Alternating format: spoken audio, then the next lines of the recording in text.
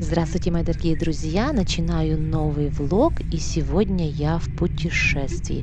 Мне приходится выезжать на Украину по рабочим вопросам. Не все сейчас могут из Украины выезжать в Польшу, поэтому приходится ехать мне решать нужные вопросы. И приглашаю вас вместе со мной.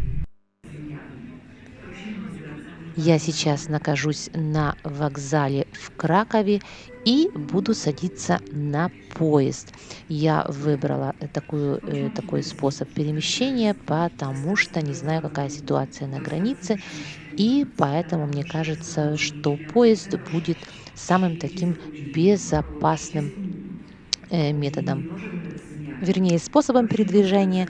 И я немножко побаиваюсь этой поездки, но что поделаешь, есть такая ситуация и нужно ехать. Вот я сейчас подойду к табло и проверю свой поезд. И, к сожалению, я вижу, что он опаздывает. Это очень часто случается в Польше, и поэтому моя поездка задерживается. Задерживается она в среднем на минут 40. Написано, что опоздание может измениться, поэтому нужно мониторить постоянно и вслушиваться в объявления. Ну и я в оставшееся время поброжу немножко по вокзалу и покажу вам, какой сейчас современный вокзал в Кракове, кого это интересует. Здесь находится много всего, помимо того, что обычно мы можем найти на вокзале. Это билетные кассы, камеры хранения. Здесь есть всевозможные рестораны, здесь множество разных магазинов. Работает бедронка, которая даже открыта по воскресеньям, а обычно магазины продуктовые и вообще магазины в Польше в воскресенье, за исключением нескольких выходных дней, закрыты. Вот здесь видите и ЦЦЦ, и Медиамаркт, вот, и Карфур, но они закрыты в воскресенье, а Бедронка открыта. И здесь также есть торговая галерея, можно пройтись, там также множество магазинов, так что если ожидать поезда довольно долго, то есть чем занять время и покушать, и сделать покупки, и просто пройтись и посмотреть разные магазины. Так что вокзал, можно сказать, очень и очень такой удобный. Ну вот, я наконец села в свой поезд, который, конечно же, опоздал на 40 минут. Вот, и сейчас я направляюсь в сторону границы, то есть в сторону города Перемышль. По-польски он называется Пшемышль. И также слышу, что уже его тоже называют по-русски или по-русски Пшемысль. Так что три версии одного города. Я нахожусь в вагоне без купе. Это такое типа электричка. Вот здесь вы видите места для инвалидов специальные. Можно заехать в вагон на инвалидной коляске, прикрепиться, и вот здесь в этом вагоне два места для таких людей с ограниченными возможностями. Также есть специальное устройство, которое позволяет в коляске заехать и выехать из вагона. Также во время этой поездки мне удалось узнать, что поменялись правила покупки билетов. Я довольно давно уже поездами не пользовалась. Раньше можно было со скидкой купить билеты 5, 10, 15 дней раньше, а когда-то и 30 дней раньше. Если ты покупал билет, то он стоил на 50% дешевле. Но потом были другие скидки, как я говорю, 5, 10, 15 дней. А сейчас этих скидок вообще нету. И ввели систему каких-то акций на определенные дни, когда вы можете попасть и купить билет по акции.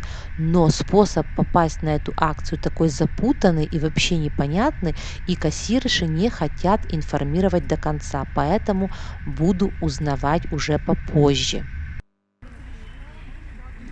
Вот я приехала в Пшемышль и сейчас направляюсь на таможенный досмотр на вокзале на последнем перроне. Есть вот такой дом, И вот как к нему подойти, вот показываем, это вокзал с противоположной стороны, и этот желтый дом – это место, где можно пройти таможенный досмотр и сесть на поезд, который будет ехать в сторону Украины. Это единственный перрон, куда могут подъезжать поезда вот с таким, ну, скажем, размером колес или с шириной рельс, которые присутствуют по ту сторону границы.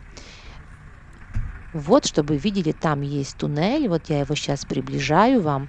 Вот из этого туннеля вы выходите и направляетесь сюда. Вот этот перрон, я уже прошла таможенный досмотр, паспортный досмотр на польской стороне. Таможня меня не проверяла, только посмотрели паспорт. И приближаюсь вот к поезду. Здесь у меня первый вагон, и я сюда сейчас буду входить. Вот выходит проводник. Вот мое купе. И нижняя полка. Кому интересно, так сейчас выглядят поезда. И это поезд, который едет в сторону Украины. Он до Киева, но я не буду ехать до Львова. Странная нумерация, потому что каждое место имеет 2 номера. Ну, вот так поезд едет. Мы отправляемся в 13:43 по польскому времени. Посмотрим, сколько времени займет у меня эта поездка. По расписанию она длится более 3 часов. Я об этом не знала, когда покупали билет. И поэтому, когда вот присмотрелась уже потом, то немножко меня это напрягло, потому что здесь небольшое расстояние от Przemyśla до Львова, а поезд будет ехать более 3 часов, даже более 3,5 часов. Но что поделаешь, это более такой безопасный способ, чтобы перейти границу. И самое интересное, я в нем тоже плачу и за билет, и за спальное место, в которое входит даже постель, которой я пользоваться вообще не буду. Мне кажется, что если на такую короткую дистанцию, то не должны брать деньги за постель. Но вот так зарабатывают на всем. Как видите, я записываю это видео через стекло, которое обклеено прозрачным скотчем, и вы прекрасно понимаете, с какой целью это сделано. И вот этот акцент уже так тоже немножко напрягает. Вот сейчас мы выезжаем из Przemyśla, и немножко покажу вам то, что можно посмотреть с поезда, потому что у меня не было времени. Вот какие современные дороги уже здесь построены, развязки.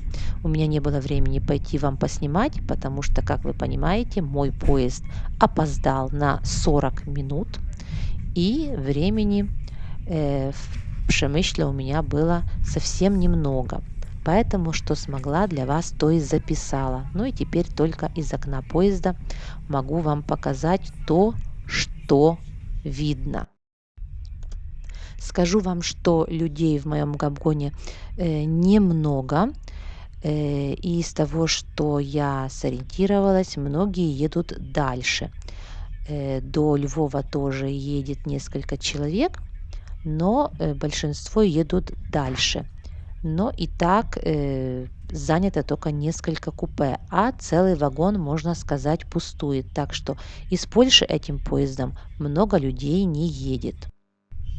Конечно же, я не знаю, как дело обстоит в других вагонах, но если в первом вагоне столько мало занятых мест, то я не думаю, что они продают по всем вагонам. Скорее всего, что стараются, наверное, укомплектовать сначала один вагон, но не буду об этом так с уверенностью говорить. Больше 2 часов мы простояли на месте на границе, уже темно и поздно, и только сейчас мы едем в сторону Львова. Вот почему поезд едет более 3,5 часов. Я не знаю, почему этот поезд стоял так долго. Но все, я приехала во Львов, вышла на вокзале, посмотрите, темно немножко, все. пусто, людей нету. Только пару человек вышло из нашего поезда. Ну и сейчас посмотрим. Также не вижу, чтобы много людей скопилось на перроне, чтобы садиться в сторону Киева. Приехали мы тютелька в тютельку. В 18:25, как заявлено на билете, так мы и приехали, и я вышла на перрон. Так что этот поезд совершенно не опоздал, так как мой из Кракова. Как вы можете видеть, вокзал во Львове очень красивый и даже, скажу вам, богато оформлен. Гранитные стены, гранитные полы, ступеньки. Этот вокзал был построен еще во времена Австро-Венгрии, но в наши времена он также прошел генеральный ремонт, генеральную реконструкцию и сейчас выглядит, как вы видите, очень и очень достойно. В свое время, когда его только построили, это был, можно сказать, самый современный вокзал Европы, в котором были даже и лифты, и такая типа даже как климатизация, или, как сказать, что-то вроде кондиционера.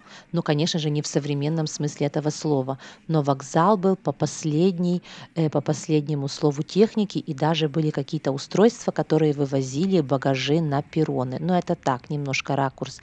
В историю идем дальше. Видите, мы сейчас зайдем с вами в центральный зал. И я только вам так немножко покажу, потому что я спешу. Но то, что смогу, сейчас вам в общих чертах покажу. Вот это центральный зал вокзала.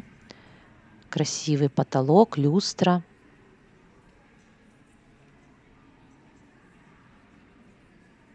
Конечно же, впечатляет. Здесь есть на вокзале и ресторан. И вот я раньше показывала вам, был зал ожидания. Очень комфортный вокзал. Ну и выходим в город. Первые впечатления. Сейчас я вижу, что площадь после реконструкции, после ремонта, она изменилась. Где-то в лучшую, где-то в худшую сторону. Сейчас не видно. Сейчас темно, но вот появились трамвайные остановки. Вот видите, выходишь и сразу подъезжает трамвай. Это очень удобно.